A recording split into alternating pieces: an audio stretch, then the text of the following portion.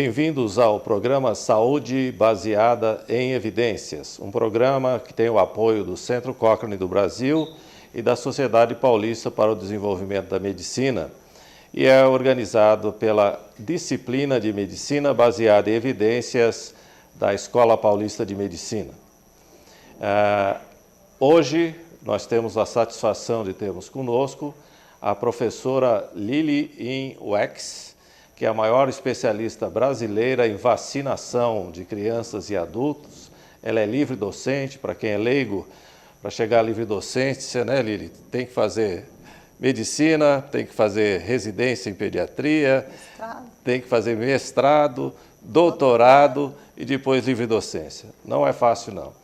Mas é por isso que é uma satisfação muito grande tê-la aqui conosco, não é? E se é uma coisa que funciona e tem base em evidências, são as vacinas que estão disponíveis, né? A maioria delas gratuitas. E hoje nós vamos falar no decorrer desse programa sobre a vacinação para HPV, né, que é importantíssimo na saúde humana, a vacinação dos adultos, dos idosos, não é? E você vai ganhar muito com isso, porque com certeza, ou você mesmo que está nos assistindo, ou o seu netinho querido, ou a sua filha, o seu filho, poderão se beneficiar das informações que aqui serão prestadas. E esse é o objetivo da disciplina de Medicina Baseada em Evidências da Unifesp, da Escola Paulista de Medicina e do Centro Cochrane do Brasil. Lili, eu queria novamente agradecer aqui a sua presença. Eu sei que você está estudando medicina há quase meio século, apesar de ser jovem, não é? E, particularmente nessa área, você dedicou praticamente toda a sua vida profissional a esse intuito, que é uma das revoluções da saúde humana, né? Se realmente a expectativa de vida das pessoas aumentou, muito tem a ver com a vacinação, não é? É verdade. Muito obrigada, Álvaro, pelo convite. É um prazer estar aqui e é sempre um prazer falar de vacinas. Porque realmente vacina foi o que mais revolucionou, que conseguiu reduzir a mortalidade no mundo, foi a introdução das vacinas. E o Brasil é um exemplo na área de vacinação. Que bom, né? Eu acho que nós temos um dos melhores programas de vacinação do mundo, eu ousaria dizer, com certeza. Porque o Brasil realmente é um destaque nesta área. E hoje, então, estamos à disposição para falar sobre, talvez, vacina do adulto? Exato. Eu acho que é melhor, porque das crianças a coisa está bem organizada, né? Criança está bem organizada, todo mundo tem consciência que a criança precisa ser vacinada, e enquanto ela está sob o cuidado da mãe, dos pais, a criança vai. Mas quando chega o adulto independente, o adolescente forte, ele esquece Ele perde o juízo da mãe. Perde o juízo, né? Então, se a mãe não leva, poucas vezes a gente se lembra que precisa continuar vacinando. Perfeito. Porque nem sempre a imunidade conferida pelas vacinas na infância duram pela vida toda. Mesmo então, aquelas tomadas na infância precisam ser repetidas na fase aguda? Algumas delas, sim. Por exemplo, tétano. O grande exemplo é o tétano, né? O tétano, a gente faz o esquema básico na infância, 3 doses, e depois as doses de reforço na infância, e a partir daí de 10 em 10 anos. Por que de 10 em 10? Porque os títulos de anticorpos não duram para sempre. Então você precisa fazer um reforço de tempos em tempos. E quando a situação é pior, num ferimento grave ou frente a uma gravidez, você reduz esse tempo para 5 anos, porque aí a proteção é mais segura. Precisa ser mais rigorosa. Precisa ser mais rigorosa. Nesse mesmo assunto, né, Lili, os acidentes também com mordedura de mamíferos, né, de cachorro, por exemplo, etc., a raiva. Raiva. E você poderia falar alguma coisa? Então, sobre raiva. A raiva, a gente teve uma grande melhora na área de vacinação da raiva, porque há alguns anos atrás, a vacina antirrábica que se utilizava, vacina contra a raiva, ela era uma vacina muito reatogênica. Dava eventos adversos, algumas complicações neurológicas, inclusive. E hoje, todas as vacinas que o país utiliza, elas são vacinas de cultivo celular, muito seguras. Então, não tem mais não precisa ter medo. Não precisa ter medo da vacina contra a raiva. Infelizmente, a gente ainda tem casos de raiva no Brasil. E que é triste, né? Triste. Porque poderia ser prevenido e a chance de cura é muito pequena, né? Quase zero, né? A chance de cura para a raiva é quase nula. Excepcionalmente, um outro caso. Esse programa, que tem cerca de meia hora, não vai ser suficiente para que se aborde todo o assunto, né? Mas você que está nos assistindo pode seguir esse programa, nós vamos dar prosseguimento posteriormente. Mas vamos começar por algumas aí, não é? Por exemplo, uma vacina fantástica para hepatite B, não é? E que, até onde eu sei, previne, inclusive, câncer de fígado, não é? Exatamente. Você poderia falar alguma coisa? Sim. Como é quem que deve ser vacinado? Sim, eu acho que vacina hepatite B é uma vacina que ninguém pode deixar de usar, né? A vacina realmente, o grande risco da doença, da infecção hepatite B, é que ela pode ser silenciosa, caminhar com cirrose e câncer de fígado. Então, em última análise, nós estamos lidando com uma vacina que vai prevenir câncer de fígado. E entre as formas de transmissão da hepatite B, seja por sangue, contato sexual, acidentes, etc., mas uma forma importante é a transmissão de mãe para filho, na hora do nascimento. Por isso que hoje a vacina hepatite B é dada ao nascer, ainda na maternidade, para todas as crianças. E isso é uma norma nacional. E é gratuito, né? E é gratuito, porque se a mãe, por acaso, não sabe que tem hepatite B e se administrar uma vacina precocemente, ele consegue impedir a transmissão. Por isso que está no calendário e hoje a gente vê redução Você se muito refere expressiva. ao recém-nascido mesmo, Recém-nascido. na hora do parto. Então, porque antes era dado para grupos de risco. Quando eu fiz o meu mestrado nos Estados Unidos, a gente discutia se nós custavam $100, né? E estudamos o custo-benefício. Eu lembro que o meu mestre, João Eisenberg, que é um dos maiores pesquisadores que eu já conheci, falou: eu não me vacinaria, porque é muito dinheiro, né? E agora, nós estávamos discutindo profissionais da saúde nos Estados Unidos. Veja como mudou, né? A medida ficou mais fácil, mais barato. Então, o que a gente aprendeu com isso? Que se a vacina está disponível para quem quiser, não funciona. Aí entra esse tipo de discussão. É melhor aplicar $100 aqui ou lá? Exato. Né? Então, para uma vacina funcionar, ele tem que fazer parte de um programa, né? Então, a melhor coisa foi instituir a hepatite B num programa de vacinação. Então, hoje, ela começa já aplicada na maternidade. E depois tem que repetir mais 2 vezes também? São o esquema completo, 3 doses. Uma vez feita 3 doses, não há necessidade de fazer doses de reforço posteriormente. Essa não Soro precisa. converteu uma vez, pronto, está protegido. Isso já é feito de rotina no Brasil inteiro? É feito de rotina no Brasil inteiro, ele está dentro do programa de imunização da criança e é absolutamente gratuito. E aí nós progredimos. Então, começamos introduzindo na criança, depois gratuito para todos os adolescentes até 19 anos. E hoje a vacina hepatite B está gratuita para todos os adultos em todos os centros de saúde. Lili, isso é muito importante. Exato. Aqui uma pergunta que o telespectador pode estar interessado. Como esse programa é recente, não é? A partir de quantos anos atrás que isso se tornou oficial e generalizado para a população? Ou seja, quem nasceu antes vai ter que se vacinar, não é? É verdade. A vacina hepatite B ela foi introduzida no calendário, creio que lá para os anos de 98. Né? Então, um dos problemas de vacinação do adulto é que existem muitas coisas novas que no tempo dele não havia. Exato. Né? Então, não é porque eu acho que eu vacinei tudo porque minha mãe era muito cuidadosa.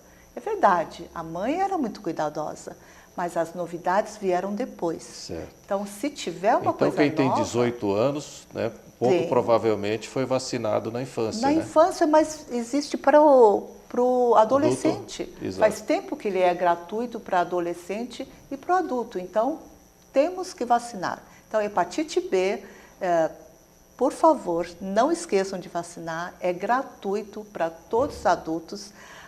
Era até 49 anos de idade, mas recentemente o Ministério abriu para todas as idades. Então, todos têm direito a uma vacina gratuita e que protege realmente contra uma doença tão grave como a hepatite B. Ou seja, virou uma política de Estado mesmo, né? Não é de governo, não é, é de Estado. O Estado brasileiro faz o serviço direito em termos de vacinação. Em termos de vacina faz. Temos que admitir que realmente temos que faz. reconhecer, não é? Reconhecemos. Isso me lembra também o Chile, você que é pediatra, né? Acho que, se não me engano, na década de 20, começou a se preocupar com a alimentação infantil obrigatória, etc., passar a sofrer uma ditadura terrível, etc., ninguém mexeu nisso, não é? E a saúde, a mortalidade infantil no Chile é bem menor do que os países circunvizinhos, para dizermos assim, não é? Então, às vezes, transformar coisas boas em política de Estado é um benefício quase eterno para aquela população, não é? É verdade. Aqui no Brasil, em matéria de vacina, nós podemos ver claramente que, mesmo que mude governos, tudo mais, esta linha este programa se mantém na íntegra. Então, isto eu acho que nós temos que E chamando para atenção para esse tema que nós desenvolvemos nesse programa, né? Saúde baseada em evidências, medicina baseada em evidências. Em 2011, após essa experiência com o Centro Cochrane do Brasil e com outros centros do Brasil, Fiocruz, Rio Grande do Sul, etc., o Ministério da Saúde desenvolveu uma lei 12.401, que a presidente Dilma assinou, tornando obrigatório que as inovações em saúde no SUS fossem baseadas em evidência científica, que virou uma política de Estado, que é importantíssimo, é o primeiro país do mundo a fazer isso também. Nós temos até que utilizar essa lei, né, recorrer a ela, e vacinação surgiu por isso. Por que havia tanto convencimento que precisa vacinar? Porque funcionava, não é? Tinha evidências que aquilo trazia mais benefícios do que malefícios, não é? E outra vacina para o adulto? Outras, tem muitas outras, mas vamos lembrar do que é recomendado no calendário básico de vacinação do adulto. Então, o básico, o que você consegue nos postos de saúde, é vacina dupla adulto contra difteria e tétano, né?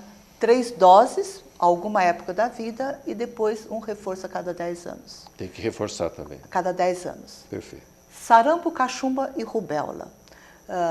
Hoje, sarampo, cachumba e rubéola são doenças importantíssimas.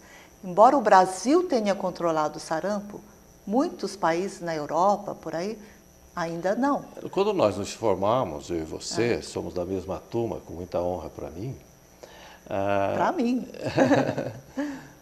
Sarampo era uma das primeiras causas de mortalidade infantil no Brasil. No Brasil. Que hoje é uma doença rara, praticamente. Hoje, o sarampo está eliminado do Brasil. Então, quando nós temos sarampo, é algum adulto que trouxe de fora. Então, é uma lembrança que o adulto precisa ser vacinado.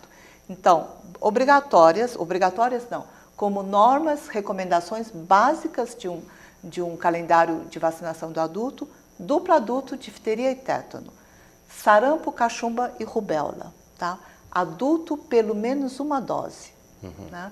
Adolescente, 2 doses, criança, mas adulto, pelo menos uma dose. Hepatite B, todo adulto, né? E febre amarela não faz parte do calendário, mas para quem vai se deslocar ou reside em áreas de risco, febre amarela. Então, é muito básico, simples o calendário. E o mosquito da febre amarela está solto por aí, né? Está então, solto. É bom vacinar mesmo, né? Mas só para quem vai se dirigir a áreas de risco, porque sendo uma vacina viva nem todos podem. Então, fora estas vacinas básicas do calendário do adulto, nós temos outras, né? Que é o que você pergunta, o que nós temos a mais? Bom, o governo acabou de introduzir agora a vacina HPV, contra papiloma vírus humano.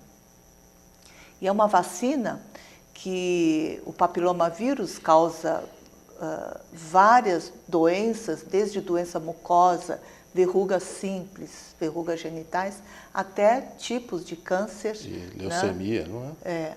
Principalmente câncer de colo de útero, vulva, vagina, pênis, ânus, boca, etc. Vários tipos, mas principalmente câncer de colo de útero, que está intimamente relacionado ao HPV. Então, e câncer de colo de útero, para nós, no Brasil, é a segunda causa de câncer em mulheres. Que é um absurdo, né? É um absurdo. Que é uma prova de subdesenvolvimento. Né? Porque você tem Papa Nicolau, que acaba não sendo muito utilizado. Então, era necessário. Então, o que o governo fez este ano, 2014? Introduziu vacina HPV nas meninas, né? Entre 11 e 13 anos. Depois nós vamos abaixar a faixa etária para 9 e introduzir na rotina de vacinação. Então, é uma vacina contra um tipo de câncer, câncer de colo de útero, mas também para verrugas genitais. E se você me permite, Lili, é de uma importância brutal essa vacina, né? Porque o diagnóstico já era caríssimo, eu lembro de ter feito revisões sobre esse assunto, o diagnóstico, a hibridização in situ, aquela coisa tudo, era muito caro para o casal, não é? Então, você vacinando, você não vai ter nem a suspeita, né? Se a vacina tem eficiência comprovada. E a doença também é muito terrível, né? E a maneira, a transmissibilidade dela é muito fácil, né? Muito fácil, Não é? E camisinha não protege. Não protege, camisinha não protege. Pois é, então tem que vacinar mesmo que vacinar, as meninas e no futuro os meninos, quando isso ficar mais barato, né? A vacina já está licenciada para os homens também, tá? Alguns países usam em homens, porque afinal a transmissão é de um para outro, né? E, então, no Brasil, a vacina está licenciada entre 9 a 26 anos, tanto para homens como para mulheres. Perfeito. Então, apesar do Estado começar agora a vacinar as meninas, quem desejar, né, pode ser vacinado para o HPV. E como é que faz? Aí, se não está nesta faixa etária, gratuito nos postos... Repete a faixa etária das meninas. A faixa etária das meninas, hoje, 2014, é de 9 a 13 anos. Mas cada ano a gente vai baixando um pouco até atingir 9 anos de idade. Perfeito. Tá? Então, 9 a 13 anos de idade. Isto, para esta idade, você encontra gratuitamente nos postos, nas salas de vacina. Fora desta faixa etária, a vacina está disponível na rede privada de vacinação. Então, tanto para homem como para mulher. Você tem ideia do custo na rede privada? Ao redor de R$400 por dose, tá? E um pouco menos, um pouco mais. No entanto, o esquema são necessárias 3 doses. Perfeito. Vai acabar ficando em R$1.200. Mais ou menos. Que vale a pena, né? Para ficar livre de uma doença séria. Super vale a pena. É um esquema uma vez na vida. Perfeito.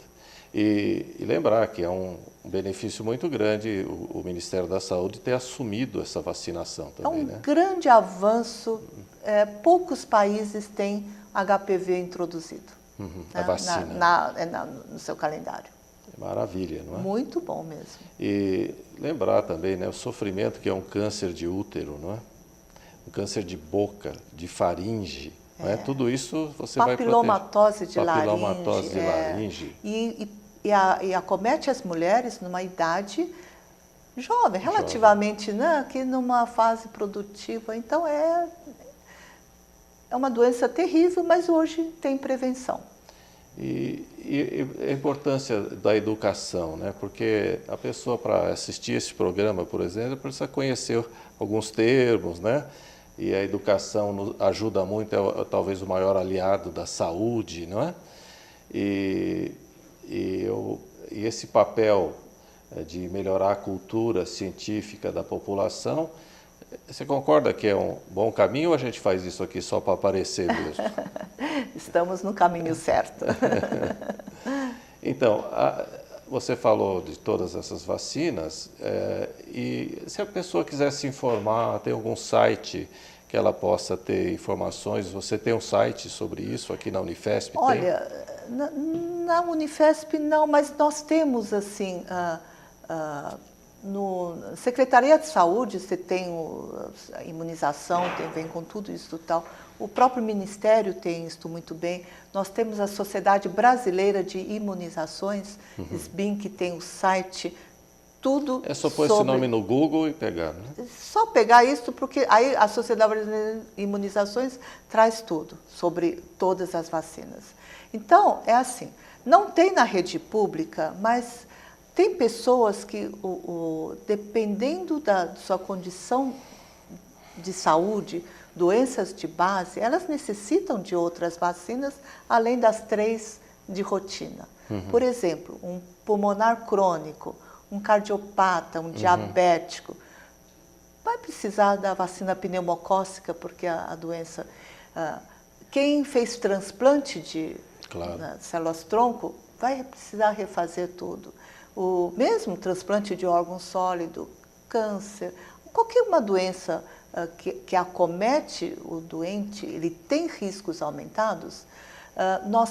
O Brasil tem os chamados Centros de Referência para Imunobiológicos Especiais, CRI. E o CRI tem esta função para a população de risco, que necessita de uma proteção adicional, de uma prevenção com vacinas que não estão disponíveis na rede. Estas vacinas estão todas disponíveis gratuitamente nos CRIs. Os CRIs são públicos ou privados? Os CRIs são públicos. Então repete, isso Olha, que é muito importante. isto é muito importante. O CRI, então, é um centro de referência para imunobiológicos especiais.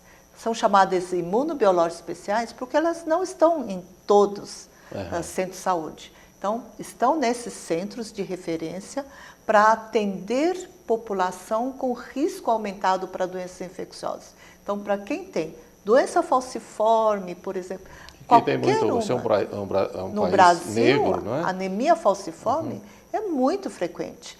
Então, para todas essas doenças, você tem o centro de referência. Então, qual que é a política do Brasil? Nós temos pelo menos um centro de referência em cada unidade federada. Em São Paulo? Em São Paulo temos 6 centros de referência. Que beleza. Eu coordeno um deles, né? Então, estou aqui fazendo, então... Na Rua Borges Lagoa? Rua Borges Lagoa. E o número? 770 é o CRI da Unifesp. E lá, então, nós temos as vacinas, de uma forma geral, para quem precisa, gratuitamente. Que beleza, maravilha. Não é? E veja, todos nós somos pagadores de imposto, né? Mesmo você que, ao comprar uma caixa de fósforo, está pagando imposto, tem o direito a ser vacinado, não é? E prevenir doenças gravíssimas, não é? E que são muito importantes. E é uma coisa, né? Eu sempre digo, Lili, que a medicina brasileira, a medicina no Brasil tem uma cultura do bombeiro-herói, né? Aquele que sobe lá no 50º andar do edifício e salva uma pessoa, aquilo sai na imprensa, né? Tudo bem, mas há esses heróis escondidos como você, né? Que propagam a vacinação, que distribuem a vacinação, o funcionário do CRIs, não é? O funcionário do Ministério que estuda essas coisas e participa humildemente, né, na distribuição neste continente das vacinas, né? Esses são os meus heróis. Então, principalmente saber que o acesso é gratuito, né, para a população. É gratuito. Você poderia listar, então, que vacinas gratuitas tem no CRIs? No CRI, então, vamos.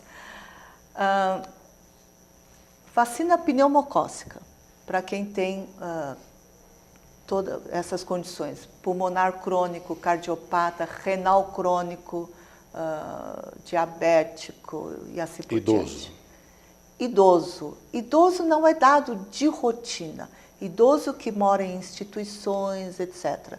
Mas aqui no Brasil a gente não dá para o idoso só porque ele atingiu 60 ou 65 anos, embora seja indicada. Então nós temos vacina pneumocócica, meningococo, né? Quem sabe, importantíssimo. anemia falciforme, a infecção meningocócica é muito forte, pneumo também.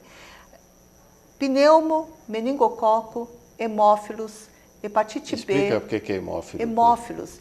Hemófilos é uma bactéria que dá doenças invasivas, doenças graves, principalmente na criança.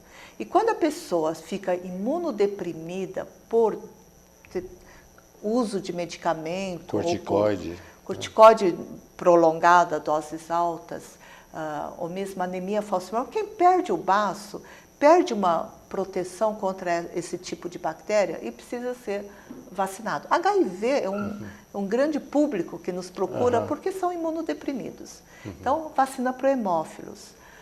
Hepatite A, né? Grande Perfeito. causa de... A gente acha que hepatite A é uma doença leve, mas não, é uma das maiores causas de transplante hepático por causar hepatite fulminante. Como ela atinge muitas pessoas, né? Isso.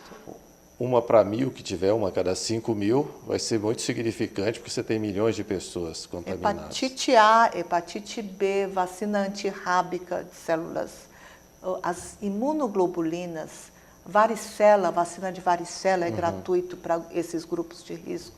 As imunoglobulinas para varicela, para hepatite, para raiva, né? Então, são várias vacinas que você pode encontrar no CRI, com indicação. Toda cidade presente. Brasileira tem um CRI? Não, todo estado brasileiro tem. Todo então, estado tem pelo menos um. Então, o que faz se ter numa cidade pequena? Eu posso te fazer um convite? Você colocar essas informações no site do Centro Cochrane do Brasil, para que tenha aí pelo menos 2 milhões de acessos anuais, que a pessoa possa saber onde estão os CRIs. Mas e com quais são as muito vacinas. prazer, porque é muito importante divulgar isso. Não adianta ter a vacina lá. As pessoas precisam saber que nós dispomos dessas vacinas e que elas estão à disposição para quem precisa realmente. Lili, nós tivemos aqui, já o tempo passa muito rápido, não é? Para mim, que sou médico e gosto, um bom médico, na realidade, é aquele que luta contra a morte e o sofrimento, né? Quantas armas, quantas maneiras de evitar a morte e sofrimento foram expressas aqui por você e poderão ter continuidade no próximo programa que nós vamos convidá-la com certeza.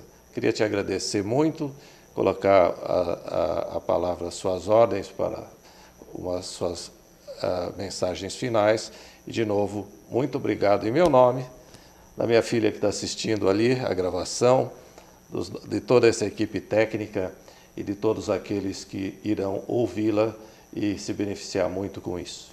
Álvaro, muito obrigada. Prazer meu estar aqui nesse programa e é um prazer super grande poder divulgar alguma coisa a respeito de vacinas.